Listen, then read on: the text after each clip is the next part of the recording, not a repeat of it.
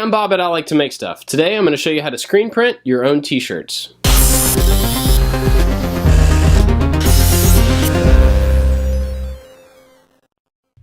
You're going to need a screen, a squeegee, and some photo emulsion. This stuff comes in two parts. You're going to add a little water to the little bottle of sensitizer and mix it up.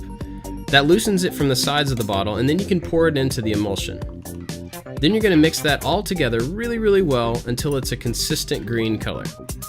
It might take a little while, but you want to make sure that you get it fully consistent. Once you have it, you pour a little bit of it onto the screen. You don't need to use very much because it spreads really thin once you use a squeegee. Make sure to get the entire thing covered where your art's going to be and make sure it's really even. Now don't leave this out in the light. Put a fan on it to dry and turn the lights off. You want it to dry in the dark. Once it's dry, you do want to work quickly because this stuff is photosensitive, so the longer the light's on it, the quicker it's going to set. Print out your art on some transparencies, and you can do this at any office supply store, and then lay them backward on the back of the screen. Lay a piece of glass over them to push them down against the screen, and then set a really bright light on top of it for about 30 or 45 minutes.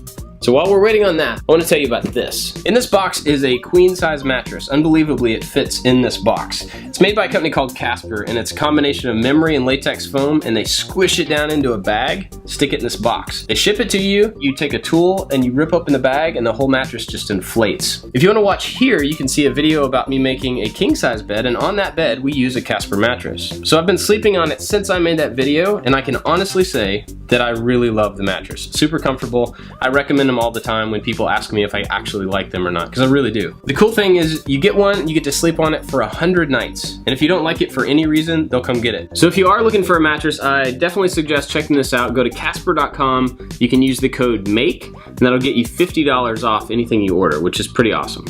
So go check them out. Thanks to Casper for sponsoring this video. Let's get back to the printing. The light exposes and hardens the emulsion that is not covered by the design, so you can see the lighter green stuff here didn't get exposed. You can use a light spray and a soft toothbrush to help remove this area. The way printing works is that the green area acts as a mask. The white or lighter area lets the ink through onto the surface that you're printing on. You want to do this gently because you don't want to remove anything that you actually need. This may take a little bit of time, and sometimes you may have mistakes. If you have areas that are mistakes or stuff you don't want to print yet, you can use some tape to cover them up. Use painter's tape and not duct tape. The duct tape will rip off the emulsion. Now lay out your shirt and place your screen, then add a nice thick bead of the screen printing ink. It's best to have somebody else hold your screen and then pull the squeegee down across your print. If you click here, you can see one of my first videos on this channel was how to make a 4-color printing press. This makes this process a lot easier, but it's really exactly the same. You hook in the screen, line it up with your center line, and then you can get repeatable nice prints on multiple shirts. You lay your shirt out in the same way and then use the machine to hold the screen down in place. You still pull it the same way and get just about the same results. You want to heat set these by throwing them in the dryer for a few minutes. You can reuse the screens too if you're finished with them by putting some photo emulsion remover on them. This is a simple solution that you can just kind of wipe on with a paper towel or a toothbrush. Make sure you put it on both sides, and it doesn't have to stay on for more than a couple of minutes. Then you can use a hose to wash out all the emulsion. If you use dark inks, sometimes it'll stain the screen itself, but you can still reprint through them as long as the emulsion is gone.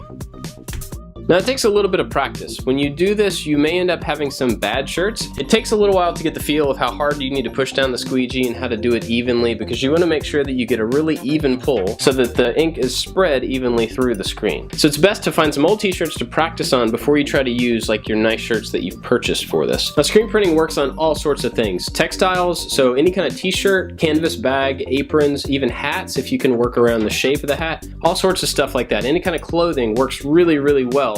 Just make sure to heat set it into the clothing like I showed you. You can also print on paper if you wanted to make posters or invitations, things like that. Paper works really well. I've also printed on wood several times. You can watch my longboard video here where I screen printed my logo on it. That was really easy to do. I've done it for several clients to put their logo onto things that I've made, and it works surprisingly well. And I've also done it on metal. You just have to make sure that you put some sort of a clear coat over it to protect it, because it will scrape off of the metal pretty easily. But as long as you clear coat it, you should be good to go. So if you're interested in printing, I'm gonna have a link below to to my site, which will have a list of all the stuff I used and links for you to find everything you need so you can print on your own. I hope you liked this project, and if you did, let me know in the comments below or at iliketomakestuff.com. I love to hear from you guys. I love to see the stuff that you're working on. It's really inspiring for me, so please continue to share that with me. You can find me on all the social networks, whichever one you like the best. I'm probably there. I have a lot more stuff for you to check out, and podcasts and shows and all sorts of stuff. And if you want to help support these videos, Patreon is the best way to do that. You can click here and find out all about that. Thanks for watching, guys. Thanks to Casper for sponsoring this video, and I'll see you next time.